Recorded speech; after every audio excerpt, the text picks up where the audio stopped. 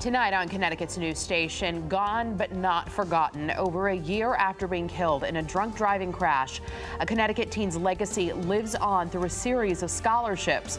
We'll take you on the ice, where one was awarded tonight. Plus, shocking body cam video released from the state where an attempted arrest turned deadly. Officers killed the suspect and their police canine was killed in the crossfire. We're finally piecing together the pieces on what happened. And just into our newsroom in Torrington, a decision coming down from city leaders over a shelter at a local church. Proposals like this have been rejected in the past. We'll hear what they decided tonight. Now at 10, this is Fox 61, Connecticut's news station.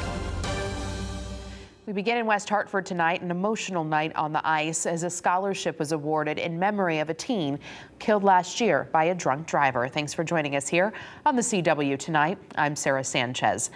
Luke Rue was 17 years old when he died just days after graduating high school. Fox 61's Jake Garcia is in West Hartford with details on the award and how the family is making sure Luke's story is not forgotten. Blake Idelson received this year's Luke Rue Memorial Scholarship prior to Wednesday night's game, keeping Luke's memory alive.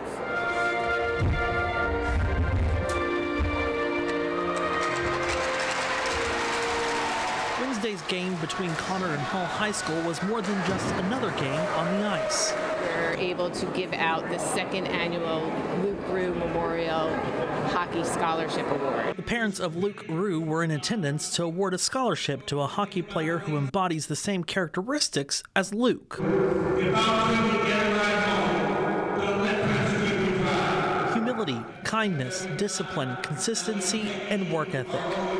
This is for a young man that, obviously enjoys the game of hockey, is passionate about the game of hockey, wants to win, but understands that it's not win at all costs.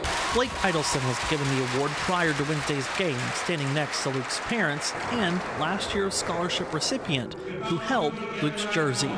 But Wednesday's award ceremony came with a message. Whether we're handing out a scholarship or an event like this today, we're underscoring that message again of the dangers of drinking, driving. Luke Rue was killed when a drunk driver ran a red light and crashed into Luke's car just 11 days after he graduated from Farmington High School.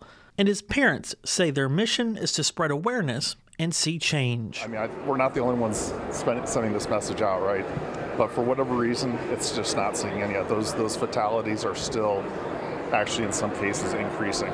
So this fund and this event and all the other messaging that we're doing is really dedicated to doing everything we can to try to reduce the number of fatalities. This past year, the Memorial Fund has been used for various activities like scholarships and providing every graduating senior at Farmington High with an Uber gift card and a drug and alcohol-free event to celebrate graduation, to ensure people decide to ride and not drink and drive. It's super important as a parent who's lost a child to be able to have their name remembered and for us to be able to share, a lot of things that we got from him while he was here. The Memorial Fund's largest fundraiser takes place at Farmington High's first hockey game of the new year.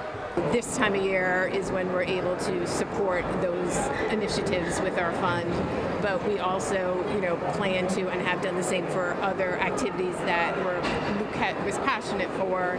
And while we continue to do that, we're still spreading the message about the dangers of driving while impaired. The second annual Luke Rue Memorial Game will take place in Avon on January 3rd, where his former high school team will play in his honor. In West Hartford, Jake Garcia, Fox 61, Connecticut's news station. Time for a first check of the forecast. We can expect some more rain as we head through the rest of the week. Meteorologist Ryan Breton here with what we need to know. Ryan, rain tonight?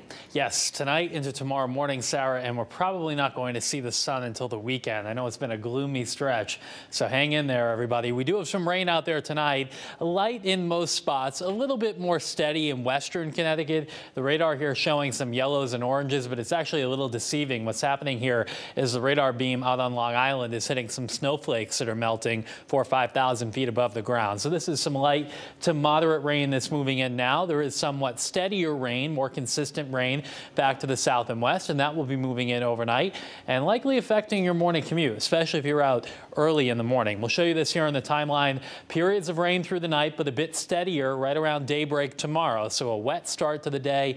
This should keep moving, though. It's damp through the morning. The afternoon doesn't clear up, but it should be a little bit drier with clouds and a few lingering showers. So your morning will be wet to start with steady rain 6, 7, 8 in the morning, tending to taper off to scattered showers midday into the afternoon. And notice the temperatures. They don't go anywhere during the day tomorrow. We start around 45. We only get to about 48 or 50 degrees tomorrow afternoon. We're expecting a widespread 3/4 of an inch to 1.5 inches of rain. Yes, the rivers and streams are running high after all the storms recently, but they should be able to take in this water and come up just a little bit, not out of their banks. If there is a spot or two that gets closer to 2 inches of rain, which is possible, there could be an area or two of minor flooding, but we should go through this storm with very limited problems. We'll talk about when the sun finally returns coming up in just a few minutes. Sarah? Thank you, Ryan. The Office of Inspector General released the body cam footage today of the officer-involved shooting in Pawcatuck. Took the life of both the suspect and K9 Bracco last Thursday during an attempted arrest. Bracco and his handler were assigned to Troop A in Southbury, but most recently they were assigned to the State Police K9 unit.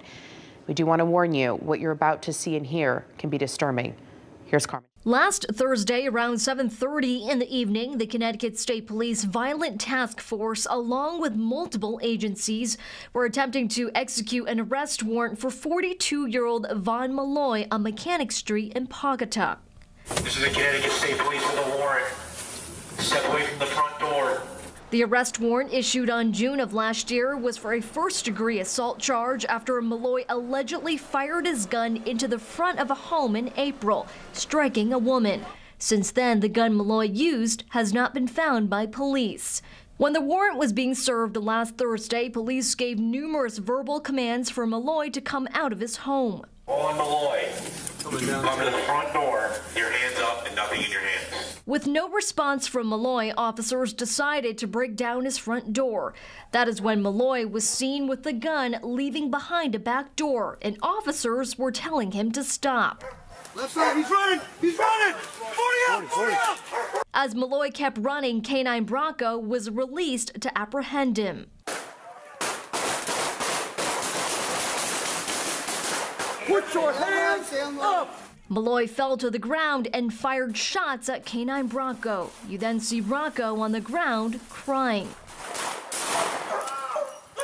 Officers then fired multiple shots at Malloy, who was later pronounced dead. Gun to the right side, by his hip. The following Friday morning, state police announced K9 Bracco died in the line of duty, protecting his handler, his community, and his fellow troopers. Later in the afternoon, a procession was held for K9 Bracco at Piper Veterinary Hospital in Middletown, where law enforcement members from across the state showed up for support.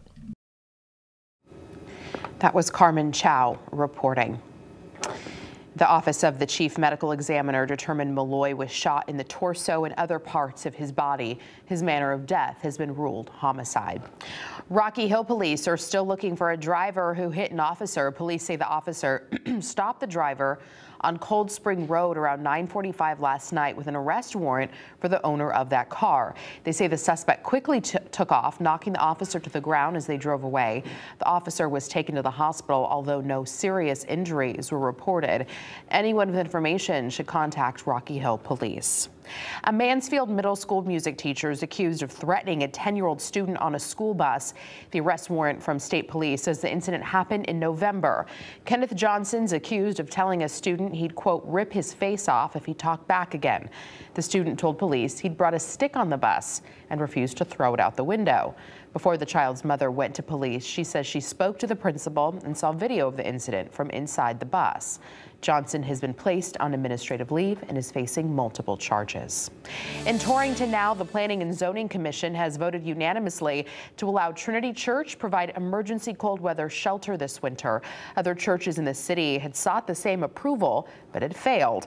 The Planning and Zoning Commission in Torrington denied an application from Northwest Hills Community Church to serve as an overnight shelter. But tonight, the commission voted on an application from Trinity Church to change the zoning rules so they could provide much-needed shelter. Community members offered public comment first. Dozens of people got up to speak, no one in opposition to the shelter, instead rejecting arguments that a shelter could pose a threat to nearby schools. What you need to decide, which probability is more important in this instance? The probability of possibly saving a person's life by allowing this shelter versus the probability of accepting the status quo and rolling the die. More than 3,000 people are unhoused in Connecticut, and more than 1,000 are without shelter this winter.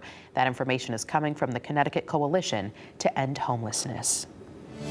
An update now to a story we've been following very closely here on Connecticut's news station. The Secretary of State has announced the steps her office is taking to make sure the new Bridgeport mayoral primary is secure. Stephanie Thomas says 2 election monitors will be in place, and they are former elections director Peggy Reeves and Waterbury Registrar of Voters Tim DiCarlo. Additionally, Thomas's office will have a representative on hand for all pickups from ballot boxes and for handling ballots. Bridgeport will hold a new mayoral primary on January 23rd. Surveillance video had showed people potentially mishandling ballots during the original primary in September.